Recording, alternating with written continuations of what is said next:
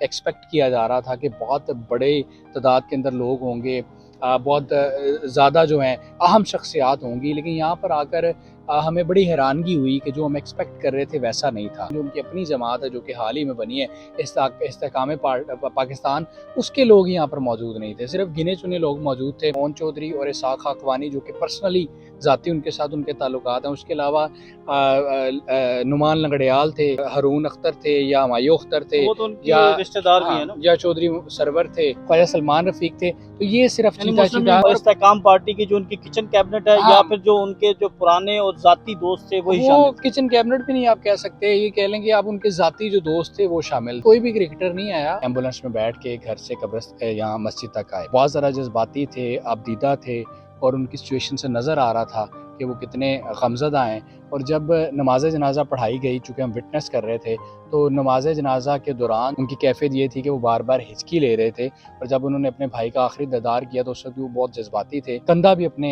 भाई की मैयत को दिया, और वो बार बार वो जो ताबूत था उसको हाथ भी लगा रहे थे, मतलब अपने भाई से प्यार का, शफकत का इजहार कर रहे थे।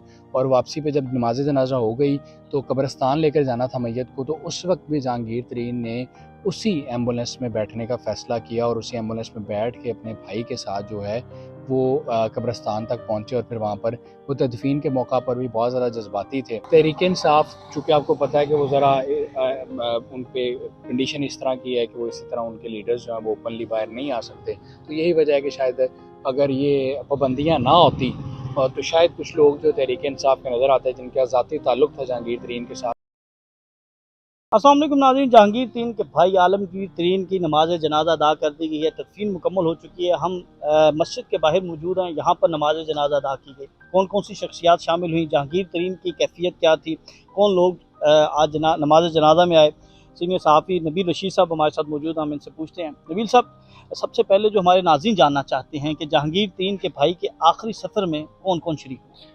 देखिए जाकिर भाई, बहुत ही अफसोसनाक वाक़या था कि जहांगीर तरीन के भाई, जो कि ख़ुद अरबपति थे और मुल्तान सुल्तान के मालिक भी थे, उन्होंने इस तरह ख़ुदकुशी की। लोग बहुत सारे डिफरेंसेस होंगे जहांगीर तरीन के साथ, लेकिन इस वाक़े के ऊपर सब लोग ही इज़हार अफसोस कर रहे हैं और बहुत ज़्यादा दुख हैं। आज जहांगीर तरीन के भाई का जनाजा यहाँ पर अदा किया गया। जो एक्सपेक्टेशंस थी, जब हम आए जनाजा पढ़ने के लिए, तो हम ये समझ रहे थे कि जहांगीर तरीन, जो कि बहुत बड़ी शख्सियत है पाकिस्तान की, वो बेशक कारोबारी तौर पर देखें या सियासी तौर पर देखें या फिर क्रिकेट के हवाले से उन्होंने जो टीम ऑन की उस हवाले से देखें, तो एक बहुत बड़ी शख्सियत थी। और ये एक्सपेक्ट किया जा रहा था कि बहुत बड़े तादाद के अंदर लोग होंगे, बहुत ज़्यादा जो हैं अहम शख्सियात होंगी, लेकिन यहाँ पर आकर हमें बड़ी हैरानगी हुई कि जो हम एक्सपेक्ट कर रहे थे वैसा नहीं था। जहांगीर तरीन ओवरऑल सियासी जमातों से लोग तो दूर की बात है, लेकिन जो उनकी अपनी जमात है जो कि हाल ही में बनी है, इस्तेहकाम पाकिस्तान, उसके लोग यहाँ पर मौजूद नहीं थे। सिर्फ गिने चुने लोग मौजूद थे, और उन गिने चुने लोगों में मोहन चौधरी और इसाक खाकवानी, जो कि पर्सनली ज़ाती उनके साथ उनके ताल्लुकात हैं। उसके अलावा नुमान लंगड़ियाल थे, या फिर हरून अख्तर थे या हमायूं अख्तर थे, वो तो उनके या रिश्तेदार भी हैं ना, या चौधरी सरवर थे, और या फिर ख्वाजा सलमान रफीक थे। तो ये सिर्फ मुस्लिम लीग नून से सिर्फ एक अहम शख्सियत जो थी, हाँ जी, वो ख्वाजा सलमान रफीक थी, और मुस्लिम लीग काफ से जो है वो चौधरी सरवर थे, और इस्तेहकाम पार्टी की जो उनकी किचन कैबिनेट है, या फिर जो उनके जो पुराने और जाती दोस्त थे वही शामिल थे। किचन कैबिनेट भी नहीं आप कह सकते, ये कह लेंगे आप उनके जाती जो दोस्त थे वो शामिल थे, क्योंकि किचन कैबिनेट में उनके प्रेसिडेंट नहीं थे, या बहुत जो करीबी लोग हैं जैसे इंफॉर्मेशन सेक्रेटरी हैं या चौहान साहब थे, हाँ फिरदौस आशक अवान साहिबा जो उनके घर पर मौजूद थी। तो ये सिर्फ चंद लोग थे जो कि जनाजे में शरीक हुए। उसके अलावा अगर आम लोगों की भी बात की जाए तो आम लोग भी वो बहुत बड़ी तादाद के अंदर मौजूद नहीं थे, वो भी मामूली सी तादाद थी। लेकिन सबसे इम्पॉर्टेंट चीज़, सबसे हैरानगी की चीज़ ये थी कि वो एक पार्टी के सरबराह हैं और एक पार्टी को लीड कर रहे हैं, लेकिन उनकी पार्टी के अपने जो रहनुमा हैं, अपने जो इलेक्टेबल्स हैं, जो ओहदेदारान हैं, वो भी नहीं आए थे। ये बड़ी हैरानगी की बात थी। ये भी तो तवक्का की जा रही थी कि पीएसएल वो पूरी टीम के मालिक थे, उनकी टीम के जो खिलाड़ी थे वो शरीक होंगे। पाकिस्तान क्रिकेट बोर्ड जिसको जो है वो करोड़ों रुपए का मुनाफा दिया पीएसएल ने, वो उनके कोई लोग शरीक होंगे, या दीगर क्रिकेटर्स जो हैं वो शरीक होंगे, क्योंकि वो तो काफ़ी अरसे से जो है वो क्रिकेटर्स के साथ जो है वो उनकी बड़ी क्लोजनेस थी, तो क्या वजह है कि हमें कोई एक सिंगल क्रिकेटर नज़र नहीं आया? शायद कोई आया हो, लेकिन हमें तो कोई भी नहीं नज़र आया। नहीं, नहीं, कोई भी क्रिकेटर नहीं आया, लेकिन उसकी वजह ये है कि देखें क्रिकेटर से हम ज़्यादा एक्सपेक्ट इसलिए नहीं करते चूँकि बहुत सारे लोग जो हैं जो इनकी टीम में थे वो आउट ऑफ सिटीज़ से हैं, लाहौर के बाहर से हैं, कुछ लोग जो हैं वो पाकिस्तान में अवेलेबल नहीं है, तो उनके लिए आना ज़रा मुश्किल हो जाता, और वो अब शायद वो बाद में आए भी सारे अफसोस के लिए। लेकिन जो सबसे इम्पॉर्टेंट चीज़ थी वो ये थी कि इनकी अपनी पार्टी के लोग नहीं थे। क्रिकेटर्स को भी आना चाहिए था, लेकिन उनकी 100 वजूहात हो सकती हैं, कोई शहर से बाहर है, कोई मुल्क से बाहर है, क्रिकेटर्स की मसरूफियात इस तरह की होती हैं, कोई लीग चल रही है।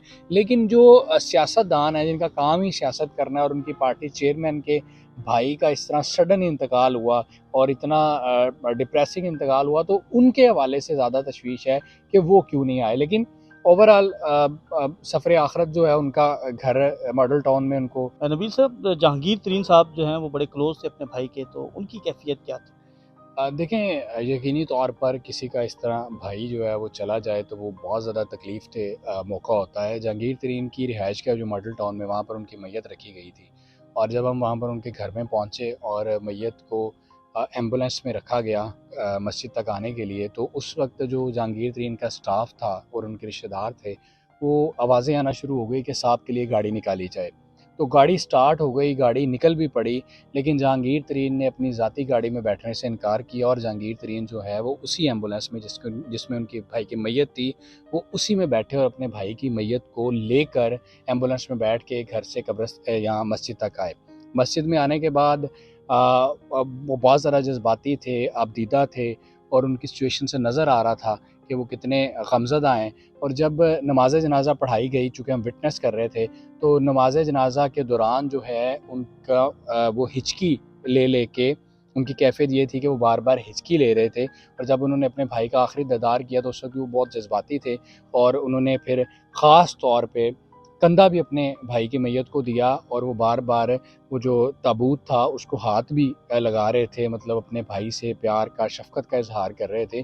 और वापसी पे जब नमाज़ जनाज़ा हो गई तो कब्रिस्तान लेकर जाना था मैयत को, तो उस वक़्त भी जहांगीर तरीन ने उसी एम्बुलेंस में बैठने का फ़ैसला किया, और उसी एम्बुलेंस में बैठ के अपने भाई के साथ जो है वो कब्रिस्तान तक पहुँचे, और फिर वहाँ पर वो तदफ़ीन के मौका पर भी बहुत ज़्यादा जज्बाती थे, और उनकी आँखों से नज़र ये आ रहा था कि वो आपदीदा भी हैं, और तदफ़ीन के मौका पर भी वो वहीं पर बैठे रहे, और कभी कोई उनको दिलासे दे रहा था, कभी उनसे कोई बात कर रहा था। तो यकीनी तौर पे ये उनके लिए बहुत बड़ा दुःख का मामला था कि भाई साथ उन्होंने ज़िंदगी गुजारी, 60-63 साल जो है वो इकट्ठे गुजारे, उसके बाद फिर अचानक इस तरह चले जाना, ये बहुत अफ़सोसनाक था। तो आज वही कैफ़ियत थी जहांगीर तरीन की, जो कि होनी चाहिए थी।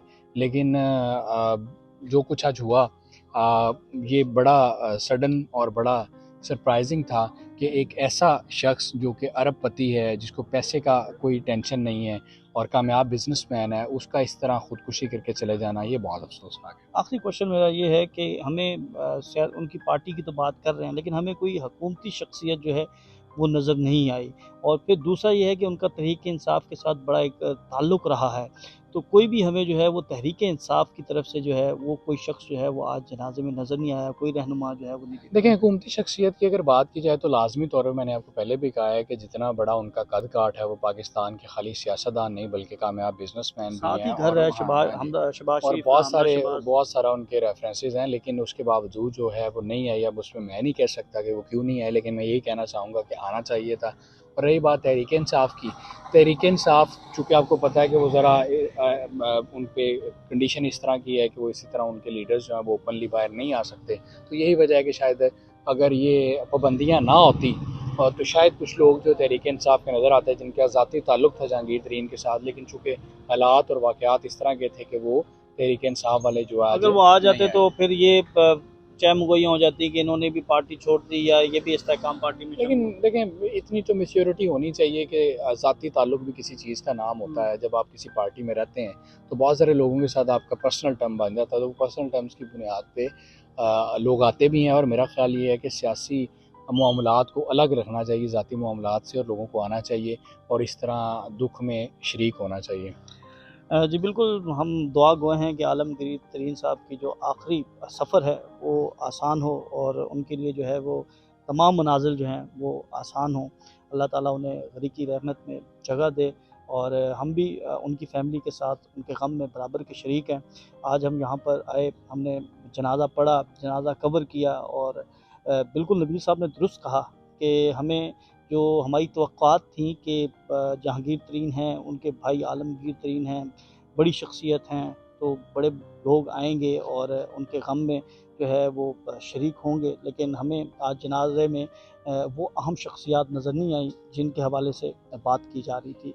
तो अगली वीडियो में हम कोशिश करेंगे कि इसके हवाले से मज़ीद अपडेट्स जो हैं वो हम आपको दें। हमें इजाज़त दें। अल्लाह हाफ़िज़।